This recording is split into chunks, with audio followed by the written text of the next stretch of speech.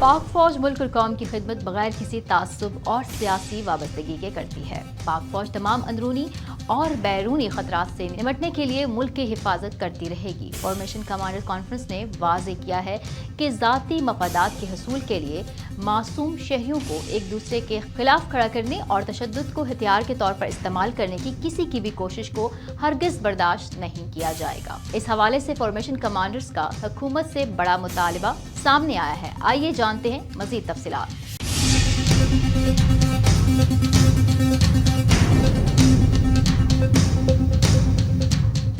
Core command conference ने वफाकी दारुल-हुकूमत में पाक फौज की कानूनी तैनाती के खिलाफ किए जाने वाले बदनीयती पर मबनी प्रोपेगेंडे पर इजहार तशवीश भी किया है। इलामिये के मुताबिक फोरम ने अमन व इस्तेहकाम के लिए शुहदाए अफवाज, कानून नाफिज करने वाले इदारों, शहरियों और इस्लामाबाद में हालिया पुरतशद्दुद मुजाहिरों में जामे शहादत नोश करने वाले सिक्योरिटी एहलकारों को जबरदस्त खिराज अकीदत पेश किया। फोरम ने वफाकी दारुल-हुकूमत में पाक फौज की कानूनी तैनाती के खिलाफ किए जाने वाले बदनीयती पर मबनी प्रोपेगेंडे पर तशवीश का इजहार किया।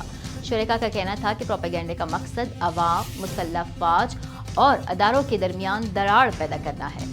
ऐसी मज़मूम कोशिश कभी कामयाब नहीं होगी। फोरम ने हुकूमत पर जोर दिया कि जहर उगलने, झूठ और माशरती तकसीम का बीज बोने के खात्मे के लिए सख्त कवानीन और जवाबित बनाए जाएं और उन पर अमल दरामद कराया जाए। जारी खबरें फैलाने वालों की निशानदही करके उन्हें इंसाफ के कटहरे में लाना वक्त की अहम जरूरत करार दिया। फोरम ने इक़्तिसादी तरक्की को फरोग देने, गैर कानूनी सरगर्मियों के खिलाफ क्रैक डाउन और दहशतगर्दी और जराइम की गठजोड़ को खत्म करने में हुकूमती कोशिशों की हिमायत जारी रखने का अज़्म किया। मज़ीद अपडेट्स के लिए देखते रहिए vnews.pk।